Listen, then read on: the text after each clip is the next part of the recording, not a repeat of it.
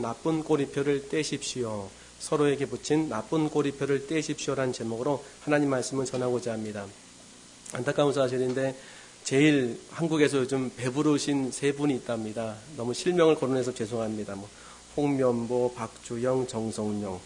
배가 부르다고 합니다. 그래서 이렇게 카피가 떴더라고요. 신문기사에. 정성용은 세 골이나 허용했다. 나라 이름 표정 지으며 박주영은 벤치에서 가장 빛났다. 고집불통 홍명보의 몰락, 한국형 축구의 허상. 축구협회가 월드컵을 말아먹었다. 먹을 수 있겠습니까? 그러니까 지고 이제 피하니까 좀 그 가운데서 이제 화가 나가지고 이런 얘기들이 막 나오는 것 같습니다. 승리했다고 한다면은 다른 얘기가 나왔겠지요. 그래서 이렇게 우리는 이렇게 뭔가 이렇게 자기 뜻에 맞지 않고 또 기분이 나쁘면은 이런 얘기들이 막 나오는 것 같아요. 질책하게 되고 또 비난하게 되고. 그러니까 질책과 비난의 가장 비극적인 모습이 어찌 보면 요 근래 또 한 사건을 통해서 우리에게 알려주고 있습니다. 그 전방의 한 사단에서 한 장병이 이제 총기를 난사하고 수류탄을 투척해서 참 5명의 너무나 안타까운 그런 목숨이 먼저 이제 떠나가지 않았습니까? 그 사건을 조사하는데 그 병장이 그랬다는 거예요. 사건 당일날 초소에 금물지에 누군가 그려둔 해골 모양의 낙서를 보고 순간적으로 화가 치밀었다. 그 해골 모양을 갖고 왜 화가 치밀었냐면은 왜소하고 말이 좀 어눌해가지고 평소에 또 그 머리가 좀 그 약간 이렇게 그 벗겨졌다는 거예요. 숱이 없어서. 별명이 해골, 그 다음에 언어장애, 할배 이랬다는 것입니다. 그래서 거의 병장이랑 같은 계급을 갖고 있는 다른 병장과 근무를 했을 때도 막 놀림을 많이 당했다는 거예요. 그러니까 지속적인 비난, 지속적인 비방, 지속적인 이 헐뜯음, 이걸 통해 가지고 그게 달아온 거 아니겠습니까? 너무나 안타깝지요. 오늘 본문은 어찌 보면은요, 이런 상황에 강도는 다르겠지만은 우리는 안 처하겠냐는 것입니다. 여러분 같은 경우에는 비난을 받아가지고서 막 마음이 아프고 고통스러운 그런 환경이 없었느냐는 거예요. 그래서 성경을 보니까 오늘 야고보서 4장에는 세 사람을 얘기합니다. 대상이. 11절 보니까 형제들아, 그러니까 우리는 원수들이 아니죠. 형제들이 싸운다는 거예요. 원수들이 싸우는 게 아니라. 형제들아 서로 비방하지 말라. 그러니까 두 사람이죠. 일단 대상이.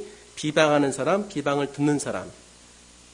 그러니까 두 사람이 비방을 하고 서로 간에 한 사람 비방하면 비방 듣고 저쪽에서 비방하면 비방 듣고 그러면서 동시에 비방하고 비방 듣고 이런 상황이 펼쳐진다는 거예요. 근데 이렇게 하지 말라는 거예요.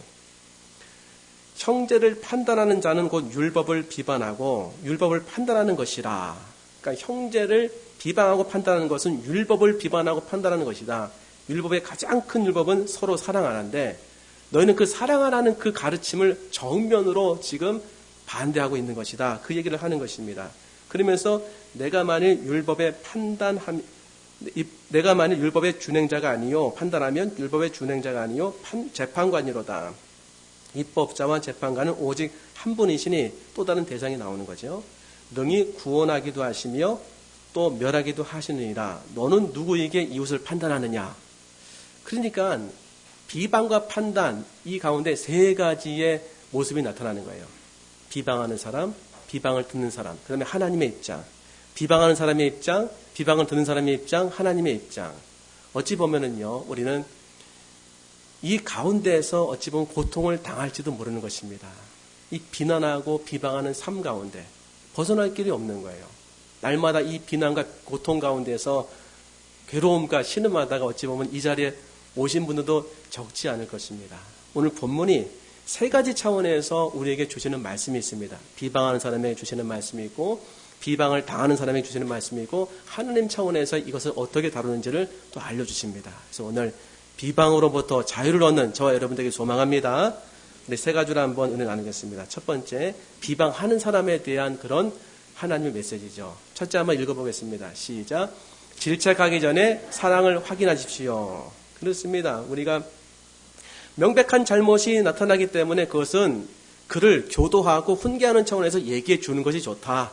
그래서 좀 강도는 세더라도 좀 따끔하게 일침을 놓을 때에 그가 바른 길로 가고 그에게 많은 도움이 되고 변화가 될 것이다 라고 생각을 해서 우리는 어찌 보면 그 사람의 그 도움을 주기 위해서 질책을 하기도 하고 명백한 실수에 대해 가지고 얘기를 해주는 거죠. 근데 이게 전혀 다른 그런 반응으로 돌아올 수 있다는 거예요. 예를 들면은 한 대학 동아리의 그 리더죠. 책임자가 그 후배한테 뭘 맡겼어요. 그래서 꼭 이 미팅에 나와야 되는데 뭐 아프다는 핑계겠죠. 이제 약간 몸이 안 좋다는 핑계로 빠져버린 것입니다. 그래 너무 이게 참 어처구니 없고 그 다음에 무책임한 그런 그 행동을 봐가지고 안 되겠다. 타산지석을 삼아서 다른 사람들에게도 본을 세우고 또 이 후배를 어찌 보면은 바로 세워줘야 되겠다. 그래서 사람들 앞에서 이 후배를 질책한 것입니다. 그렇게 게으르게 하면 그렇게 무책임하게 행동하는 것은 절대로 있어서는 안 된다. 그래서 여러 가지 얘기를 했다는 거예요. 그리고 당연히 옳은 것을 얘기했기 때문에 후배가 변화됐을 것이라고 생각했다는 것입니다. 그런데 일주일 뒤에 이 후배가 찾아오더니 잠깐 좀 그 드릴 말씀이 있다고 얘기를 하면서 그때 자신이 얼마나 큰 상처를 받았는지 조목조목 이야기를 하는데 후배의 예상치 못한 행동에 당한 건 선비였다는 거예요. 얼굴을 보기가 너무 민망하고 그리고 마음을 어디에 둬야 될지 자기도 너무 당황했다는 거예요. 미안한 마음이 가득했다는 것입니다. 자기는 도와주고 바로 세우려고 하는데 오히려 상대방은 너무 큰 상처 때문에 고통을 당하는 모습을 보니까 마음속에 너무 힘들더라는 거예요. 내가 왜 이렇게 다른 사람이 힘들게 했을까? 내가 잘못한 것인가? 그것에 대한 고민이 있었다는 거예요. 그럼 도대체 어떻게 해야 되는가? 그때에 김수경 씨가 쓴 아주 사적이고 사소한 비판으로부터의 자유라는 책을 읽었다는 거예요. 아주 사적이고 사소한 비판으로부터의 자유. 두껍지 않은 책인데 상당히 내용이 좋습니다.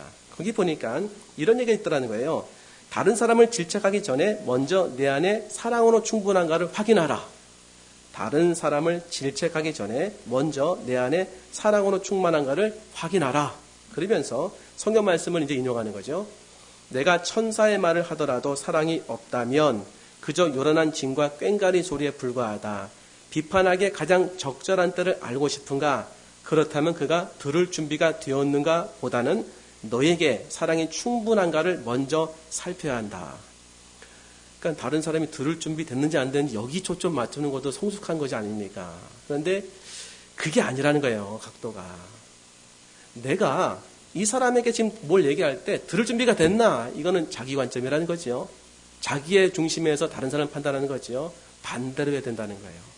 내가 그를 사랑할 준비가 되어 있는가? 그를 사랑하고 있는가? 사랑으로 충만한 상태에서 얘기할 것인가? 이게 중요하다는 것입니다. 실제로 저도 이제 교육자 생활하면서 아동보호 교육전수할 때에 공휴일 날 한 선생님이 아이들을 데리고서 놀이동산에 간다고 해서 저도 안 가도 되는데 헌신한 차원에서 갔습니다. 갔는데 좀 어두운 그런 놀이기구가 있더라고요. 어디 한 20평 이상 되는 데에 들어가서 뭘 찾는 거예요. 근데 부닥쳐가지고서 이 어린 여자아이의 앞니가 좀 부러졌습니다. 그래서 이제 집에 이제 그렇게 돌아갔지요. 돌아가는데 집에서 난리가 난 것입니다. 알고 보니까 그 앞니는 치료하고 있던 중에 어떤 치아였어요. 거기가 부러지니까는 아버지가 노발대발하고 그리고 너무 화가 나가지고서 그분이 또 이제 교회 등록한 지 얼마 안 되는 초신자였어요. 새 가족이면서. 한 병에 소주병을 이렇게 들고서 드시고 계시더라고요. 제가 들어가니까는 사자와 같은 얼굴로 저를 바라보시더라고요. 너무 미안해가지고 이렇게 실수했다고 내가 잘못 이렇게 인도한 것 같다고 이렇게 사과를 드렸습니다. 그래서 이렇게 지나가는데 정작 교회 오니까는 목사님이 더 큰 성난 사자의 얼굴로 저를 바라보고 계신 거예요. 그래서 왜 잘 보지 못했는가, 그리고 가서 뭐 했는가, 그리고 이렇게 하면 어떻게 하는가 하면서 이렇게 큰 소리로 말씀하시는데 이해는 되고 마음은 느끼겠는데 마음이 아픈 거예요. 마음이 자꾸 아프더라고요. 마음이 아파서 자꾸 마음이 이렇게 멀어지더라고요. 제가 그때 깨달은 게 뭐냐면은 나도 헌신한 건데 내 마음도 알아줬으면 좋겠다. 물론 잘못 인도한 것도 분명히 있지만은 그 이전에 그냥 목사님의 한마디 말을 듣고 싶었던 거예요. 그래 수고했어. 그거 어떡하겠어. 할 수 없지. 우리가 마무리 잘하자. 이러고 나가지고서 그렇지만 다음에 할 때는 잘해야 돼. 이렇게 했다면 마음이 좀 편안했을 텐데 뭔가 사랑의 마음이 못 느껴졌던 것 같아요. 사랑하는 성도 여러분. 우리가 무슨 얘기를 할 때에 제일 중요한 게 뭘까요? 여러분 내용도 중요합니다. 내용 중요하지 않겠습니까? 그 내용보다 중요한 게 뭘까요? 저는 내용보다 중요한 것이 마음이라고 생각이 됩니다. 성경은 뭐라고 얘기하고 있냐면은 고린도전서 13장 1절부터 3절. 내가 사람의 방언과 천사의 말을 할지라도, 그러니까 기도 가운데 방언도 은사의 부분인데 천사의 말은 대단한 거 아니겠습니까? 사람의 말도 지금 어찌 보면은 올바른 것도 올바르지 않다고 할 판인데 천사의 말은 그야말로 놀라운 말이겠죠. 근데 이런 말을 할지라도 사랑이 없으면 소리나는 구리와 울리는 꽹과리가 되고, 사랑 없이 얘기하는 천사의 말은 안 들린다는 거예요. 오히려 그 마음에 꽹과리처럼 마음을 번잡하고 고통스럽게 만든다는 거 아니겠습니까? 그러면서 내가 예언하는 능력이 있어 모든 비밀과 모든 지식을 알고, 놀라운 거죠. 영적 비밀. 또 산을 옮길 만한 모든 믿음이 있을지라도, 대단한 건 아니겠습니까? 사랑이 없으면 내가 아무것도 아니요. 모든 밑바탕에 사랑이라고 지금 얘기하고 있는 것입니다. 계속. 내가 내게 있는 모든 것으로 구제하고, 대단한 거지요. 또 내 몸을 불사르게 내어줄지라도 사랑이 없으면 내게 아무 유익이 없느니라. 제일 중요한 게 사랑이라는 것입니다. 사랑으로 얘기하고 있는가? 사랑으로 교제하고 있는가? 사랑으로 말하고 있는가? 사랑이 지금 전달되고 있는가? 그게 안 된다면 멈추라는 거예요. 멈추라는 겁니다. 그리고 먼저 사랑으로 충만해지라고 성경은 가르쳐주고 있는 것입니다. 예수님께서 식사를 하실 때에 세리 가운데 12제자 중에 한 사람이 마태를 뽑으셨어요. 그래서 세리 마태가 너무 감사해서 예수님을 초대했는데 그 주변에 누가 왔냐면 바리새인도 왔지만은 죄인들과 세리들이 굉장히 많이 모였습니다. 그때 바리새인이 뭐라고 했냐면, 바리새인들이 보고 그의 제자들에게 이르되 어찌하여 너희 선생은 세리와 죄인들과 함께 잡수시느냐, 뭔가 이렇게 질책을 한 거예요. 그 당시 어찌 보면 유대인들은요 더 정상적으로 들려질지 모르겠습니다. 어떻게 죄인과 같이 밥을 먹습니까? 그 밥은 죄인들이 만든 밥 안에는 우상의 제물이 혹시 있지 않겠습니까? 뭐 이런 식으로 판단한 거죠. 그래서 이제 그 자체를 굉장히 터부시하고, 어떻게 경건한 사람이 경건하지 못한 사람과 함께 식사를 할 수 있습니까? 이런 식으로 얘기한 거예요. 당시에는 지극히 정상적으로 들렸을지도 모르겠습니다. 근데 예수님이 이렇게 말씀하셨어요. 예수께서 들으시고 이르시되 건강한 자에게는 의사가 쓸데없고 병든 자에게라야 쓸데있느니라. 온전하다고 말씀 안 하셨습니다. 병은 들었다고 말씀하셨어요. 그런데 너희가 가라는 거예요. 내가 긍휼을 원하고 제사를 원하지 아니하노라 하신 뜻이 무엇인지 배우라. 이 사무엘의 말씀 아닙니까? 사무엘서의 긍휼을 원하고 제사를 원치 아니한다. 이게 무슨 말이냐면, 예배 드릴 때, 제사 예배 드릴 때 가장 중요한 것은, 예배도 주님이 기뻐하시지만 그 예배 드리고자 하는 마음, 긍휼의 마음, 사랑의 마음, 이것이 없다고 한다면은 그 제사는 껍데기에 불과하다. 이걸 얘기하는 거예요. 가장 중요한 게 사랑하는 마음이라고 이렇게 말씀하시는데, 앞에 바리새인들이 질책을 하고, 그리고 왜 죄인들과 밥을 먹습니까 하는데, 그들의 눈은요 그들이 죄인으로 보이고 그들의 잘못된 허물이 보이고 그것을 바로 잡아주고 싶은 마음으로 그런 얘기들이 나오는 거지요. 예수님은 어떠셨습니까? 그 순간 말씀을 떠올리시고, 그 순간 말씀을 이렇게 가지시고, 그 순간 말씀을 품으시고, 그 말씀은 무슨 말씀? 긍휼의 말씀, 사랑의 말씀. 말씀으로 충만해지고 사랑으로 충만해지는 거 아니겠습니까? 바로 이 모습입니다, 여러분. 우리가 배워야 될 것이. 우리도 배워야 돼요. 누군가에게 이렇게 질책하고 싶은 마음이 있을 때 말씀으로 충만해져야 됩니다. 특별히 사랑의 말씀으로 충만해져야 돼요.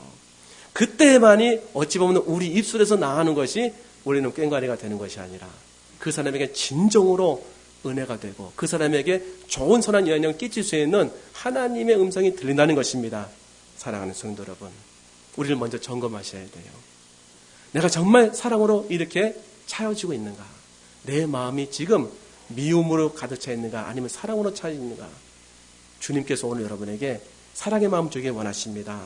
오늘 그 사랑의 마음을 얻는 사람이 하나님께서 놀라운 풍성한 은혜를 누릴 수 있는 은혜를 주시는 것입니다. 오늘 두 번째는 이제 비난을 하는 사람 말고 비난 받는 사람의 입장에서 또 이제 볼 수가 있는 거죠. 한번 읽어보겠습니다. 시작.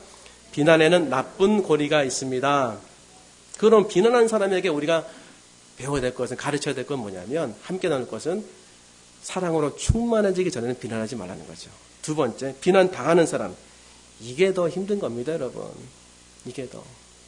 그러니까 비난하면은 얘기라도 하니까는 속이라도 풀리죠. 비난 당하면 어떤 일이 벌어집니까, 여러분? 굉장히 큰 고통을 당하는 거죠. 제가 세탁소에 이렇게 갔는데 세탁소에 그 옷이 굉장히 많더라고요. 옷이 굉장히 많은데 그분이 쉽게 옷을 찾는 거예요.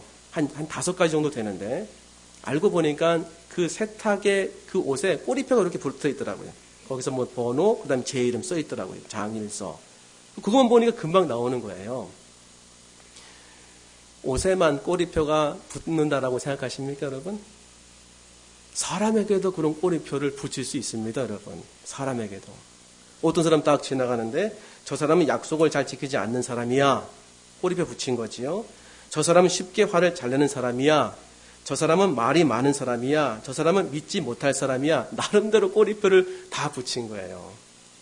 그래서 아까 제가 이제 말씀드렸던 사소하고 그리고 작은 비판으로부터의 자유, 이 책에 보면은 사람들은 평가, 충고, 염려, 잘 되기를 바라는 말들을 다른 사람에게 하기를 즐겨한다. 이것이 꼬리표이다.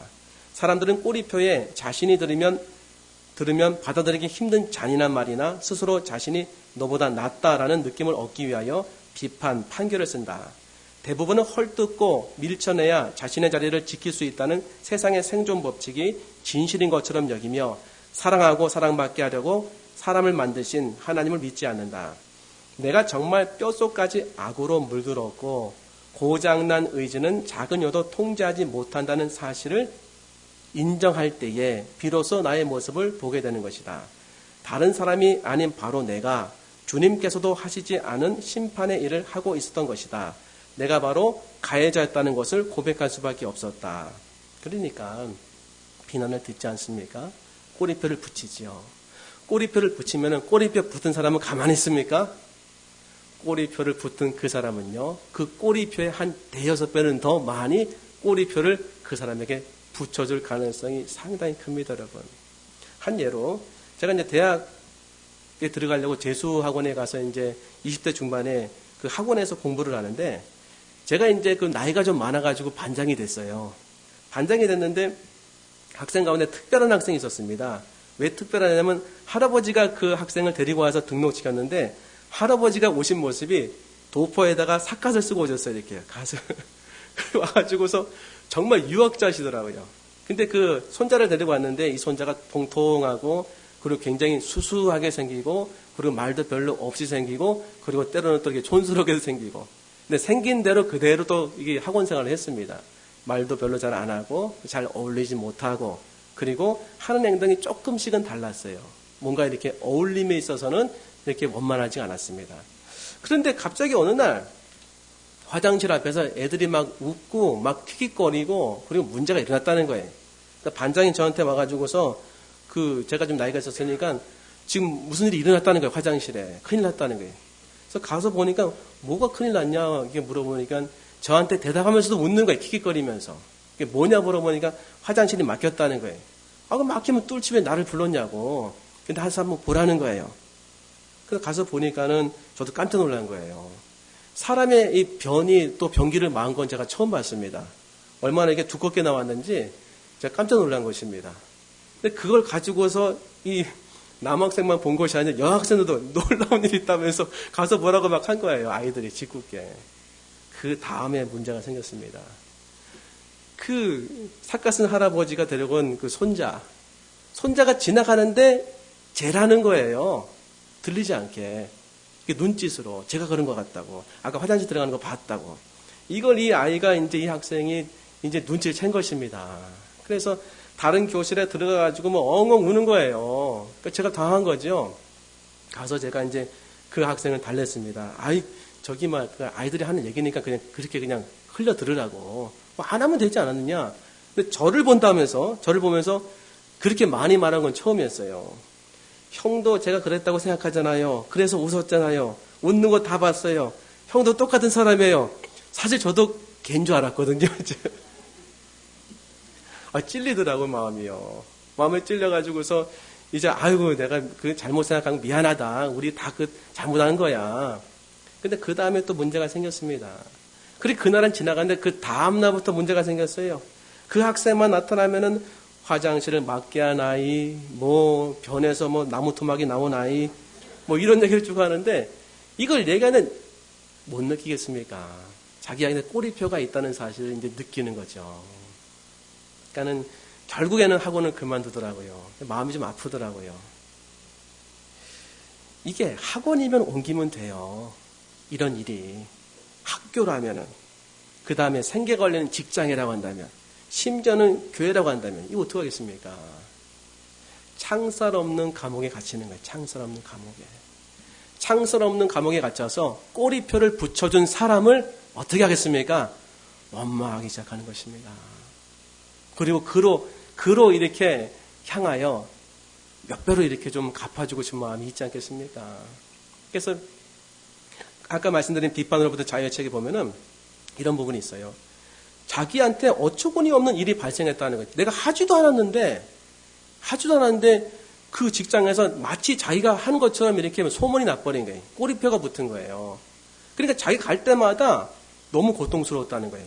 이걸 가서 일일이 변명하니까 더 이상해지고 안 하자니 너무 화가 나고 또 그 가만히 참자니 이거는 미칠 지경이고 그러니까 점점 자기도 모르게 한 사람 한 사람 마음을 닫아버리기 시작하더라는 거예요. 그래서 그래 좋다. 안 만나면 그만이다. 내가 혼자 직장 사람 된다면서 자기도 모르게 창살 없는 감옥에 자기가 있더라는 거예요. 근데 거기서 가만히 있지 않더라는 것입니다. 수십 배 더 잔인한 모습으로 그 사람들을 으깨고 머리에 구멍을 내고 심장을 도륙하는 자기의 모습을 발견했다는 거예요. 깜짝 놀랐다는 것입니다. 니체라는 그런 철학자가 있지 않습니까? 물론 뭐 저희가 다 받아들일 수 없지만은 가끔 또 이렇게 우리가 들을 만한 얘기를 했는데 그 중에 하나가 이겁니다.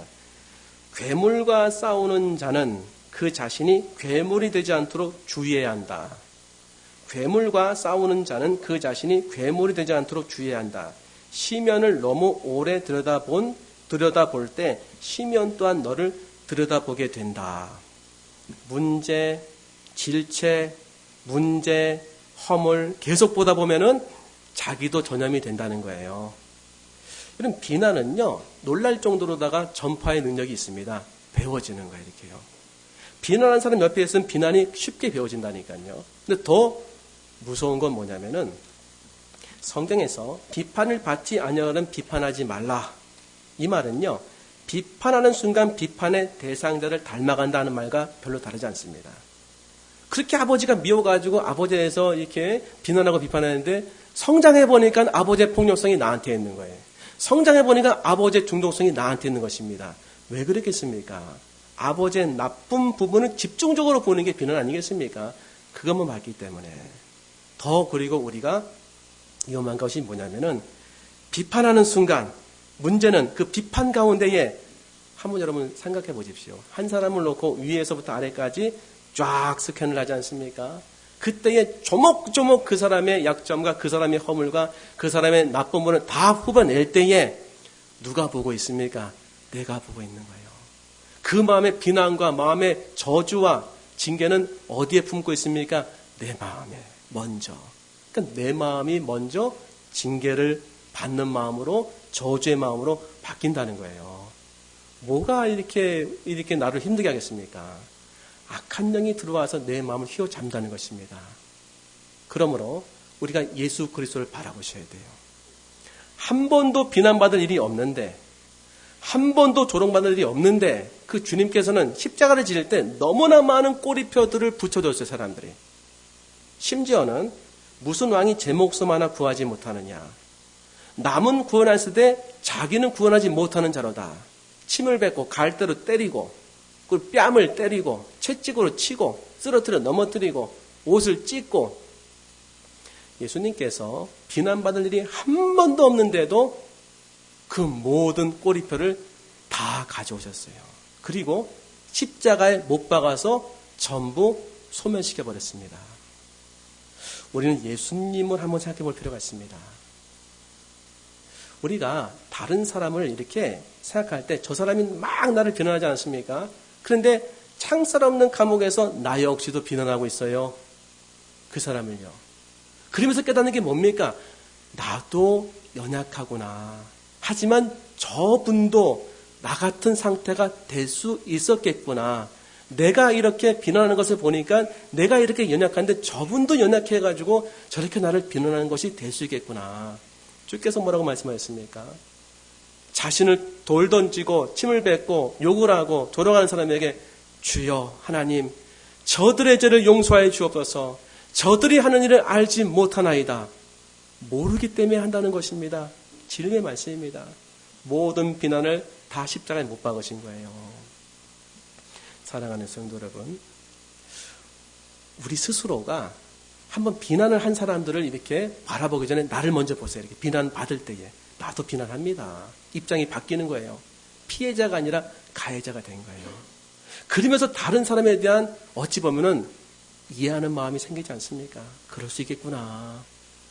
혹시 나 연약하니까 이럴 수 있겠구나. 중요한 것은 악의 고리를 끊을 수 있다는 것입니다. 내가 비난의 사슬의 나쁜 연결고리를 예수님처럼 끊을 수 있다는 거예요.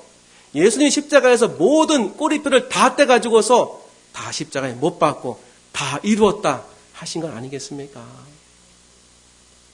우리 주님께서 지금 이 시간 저 여러분에게 은혜를 주시고 계십니다. 다른 사람이 나에게 던졌던 모든 비난의 화살들, 그 꼬리표들 다 가지고 오세요. 그리고 십자가 위에다가 다 못 박으십시오. 주님께 다 맡기십시오. 그리고 더 이상 내가 다른 사람을 비난하지 않는 예수 그리스도의 삶을 본받기 시작할 때에 나를 통해서 더 이상의 악의 수레바퀴는 굴러가지 않고 끊어지는 것입니다. 이것이 비난받는 사람에게 주시는 하나님 메시지예요. 마지막 세 번째 한번 읽어보겠습니다. 시작. 하나님이 지워버린 허물을 내가 다시 끄집어낼 수 없습니다. 그렇습니다. 우리 비난에 대해서 비난을 가한 사람에게 들어야 되는 메시지, 비난하기 전에, 질책하기 전에 내 안에 사랑이 충분한가 확인하라. 사랑이 없이 하는 모든 말은 울리는 꽹과리라. 비난을 받는 사람에게 주는 메시지, 단순한 위로하지 않으셨습니다. 단순히 그를 격려하지 않으셨습니다. 너도 가해자라는 것을 한번 알아야 되지 않겠느냐. 다 같이 연약한 자들이다. 그러므로 예수 그리스도의 삶을 본받으라. 예수님은 한 번도 비난받은 적이 없는 분인데 그 모든 비난을 십자가에 못 박고 그리고 그들을 질책하지 아니하느니라. 이 모습입니다. 마지막 세 번째는 비난을 향한 하나님의 뜻이 무엇인가. 오늘 본문에 나와 있어요. 12절 보니까 입법자와 재판관은 오직 한 분이시니, 입법자는 법을 만드는 사람이죠. 재판관은 그 법을 집행하는 분이시죠. 이거는 하나님 외에는 없다는 거예요. 그러니까 우리를 재판하고 우리를 판결하고 우리의 허물을 들출 수 있는 분은 유일하게 하나님 외에는 없다는 것입니다. 할렐루야. 없다는 거예요. 어떤 사람이 허물이 나타났을 때 그거를 판결하고 재판하고 정죄할 수 있는 분은 하나님 외에는 없다는 사실을 아셔야 됩니다, 여러분. 내가 누구도 정죄할 수 있는 권한과 권리를 하나님이 나에게 부여하지 않으셨습니다. 능히 그는 구원하시기도 하고 멸하기도 하시느니라. 너는 누구에게 이웃을 판단하느냐. 판단할 수 없다는 거예요. 판단할 수. 왜 판단할 수 없습니까? 단순히 도덕적인 것 때문에, 내가 부족하기 때문에, 내가 다 알지 못하기 때문에, 내가 부분적으로 알기 때문에 그렇게 판단하는 것은 실수하는 것입니다. 이렇게라도 메시지를 받을 수 있습니다. 더 중요한 것은 그 모든 판단거리인 허물을 하나님이 어떻게 하셨냐면은 이사야 43장 25절. 나 곧 나는 나를 위하여 내 허물을 도말하는 자니 내 죄를 기억하지 아니하리라. 할렐루야. 도말은 삭제, 제거입니다. 삭제된 허물입니다. 허물을 제거하셨다는 것입니다. 잊지도 않은 허물을 우리가 들춰낼 수 없다는 거예요. 잊지도 않은 그런 죄의 허물을 다시 살려가지고서 그것이 있는 것처럼 질책하고 판단하는 것은 어찌 보면 너무나 어리석은 모습이라는 것입니다. 사랑하는 성도 여러분, 저와 여러분의 모든 허물은 누가 대신 짊어졌습니까? 예수님이 십자가에서 짊어지셨죠. 이사야 53장 5절. 그가 찔림은 우리의 허물 때문이요. 이미 당하신 거예요. 그가 상함은 우리의 죄악 때문이라. 그가 징계를 받음으로 우리는 평안을 누리고 그가 채찍에 맞음으로 우리는 나음을 받았도다. 저와 여러분의 모든 허물을 예수님이 십자가에서 다 대신 대가를 치르시고 없애졌습니다, 여러분.